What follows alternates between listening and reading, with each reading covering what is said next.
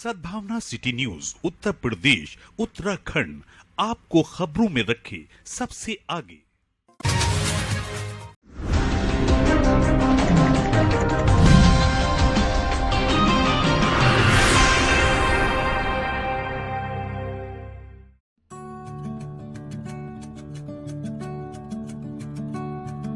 डिंगापुर स्थित उर्दू एकेडमी के सदस्य हाजी जहीर आलम के पेट्रोल पंप पहुंचे। भाजपा अल्पसंख्यक मोर्चा के राष्ट्रीय अध्यक्ष जमाल सिद्दीकी का पार्टी कार्यकर्ताओं ने स्वागत। उर्दू एकेडमी के सदस्य हाजी जहीर आलम ने राष्ट्रीय अध्यक्ष जमाल सिद्दीकी को पगड़ी पहनाकर तलवार भेंट। साथ ही इस दौरान एक विशेष भेंट वार्ता में बोलते हुए जमाल सिद्दीकी ने कहा कि प्रधानमंत्री सच्चे दिल से मुसलमानों के हित के लिए काम कर रहे हैं। आने वाले दिनों में भाजपा मुसलमानों को पार्टी से जुड़ने के लिए विशेष अभियान।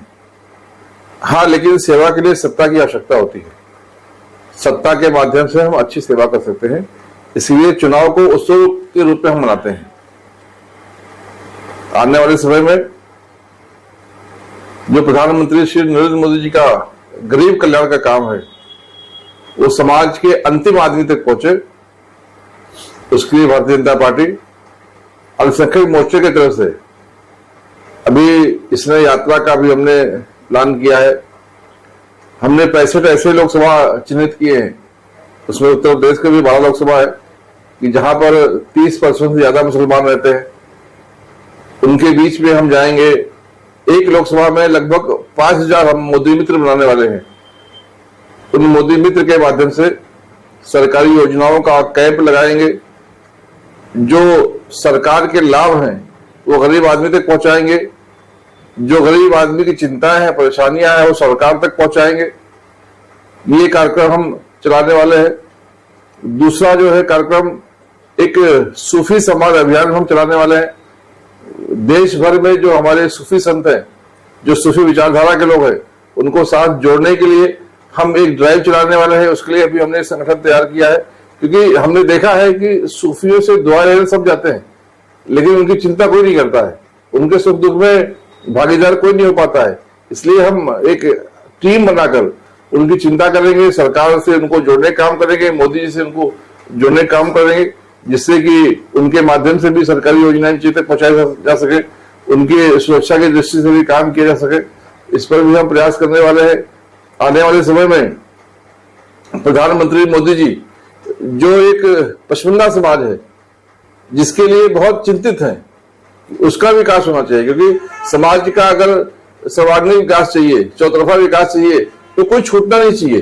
प्रधानमंत्री जी ने देखा है कि जो अभी तक की सरकारें थी, उन्होंने पशमीना मुसलमानों की चिंता कभी नहीं की। एक सेक्शन छूट सा गया है, जिसकी तरफ विकास की रोशनी नहीं पहुंच पा रही है। प्रधानमंत्री जी ने कहा है कि पशमीना मुसलमानों को भी मुख्य धारा से जोड़ने के लिए काम करेंगे। वो भी हमारे भाई है, वो भी हमारे अंग है, उसके लिए भी हम लोग काम कर रहे हैं। कुल मिला के भारतीय जनता पार्टी के माध्यम से समाज का किस प्रकार से चौतरफा उत्थान हो, उसके लिए मोर्चा काम कर रहा है। तो इस बार चुनाव में मुस्लिम कैंडिडेट उतारे हैं ये पार्टी? नहीं, देखिए, इसमें चुनाव के लिए संविधान बदलने की आवश्यकता नहीं है। भारतीय जनता पार्टी के संविधान में सबको मौका मिले, ऐसा संविधान है हमारा। कहीं पक्षपात नहीं, कहीं भेद नहीं है, कि धर्म के नाम पर रुकावट नहीं है। अब ये तो हमारे ऊपर है कि हम कितना तैयारी करके भारतीय जनता पार्टी से टिकट मांगने आते हैं। मैं आपके माध्यम से समाज के नौजवानों को निवेदन करूंगा कि जो समाजवादी के चौखट पर नाक रगड़ रहे, जो बसपा के चौखट पर दंडवत पड़े हुए हैं, जो कांग्रेस के चौखट पर जाकर राहुल गांधी जी बोलते हैं, वो ऐसे भविष्य को अंधेरे में डाल रहे, वो भारतीय जनता पार्टी की तरफ आए। जिनके अंदर समाज में अच्छा काम करने की इच्छा है, जो ईमानदार है, जो मेहनती है, जो समाज में कुछ अच्छा करना चाहते हैं, भारतीय जनता पार्टी उनका स्वागत करेगी। सर्वे के आधार पर भारतीय जनता पार्टी में टिकट दिया जाता है। समाज का जनादेश जिसकी तरफ जाएगा सर्वे में, भारतीय जनता पार्टी उसको टिकट देगी। वो मुस्लिम भी हो सकते हैं। मुस्लिम समाज को जोड़ने के लिए बीजेपी इस टाइम क्या कर रही है, क्या काम कर रही है? मैंने बताया आपको, गरीब आदमी को जोड़ने के लिए हम काम कर रहे। प्रधानमंत्री की सरकार गरीब कल्याण के लिए है, और आज के डेट में सबसे ज्यादा गरीब भारतवर्ष में मुसलमान है। तो सारी योजनाएं, सारे काम तो उनके लिए हो रहा है। फिलहाल में कौन कौन सी योजनाएं चल रही है जिससे मुसलमानों का विकास हो सके? प्रधानमंत्री मोदी जी की सरकार गरीब कल्याण को समर्पित है, और देश में सबसे ज्यादा गरीब मुसलमान है। भारतीय जनता पार्टी किसी जात के लिए, किसी धर्म के लिए, किसी पंथ के लिए काम नहीं करती, सबके लिए काम करती है।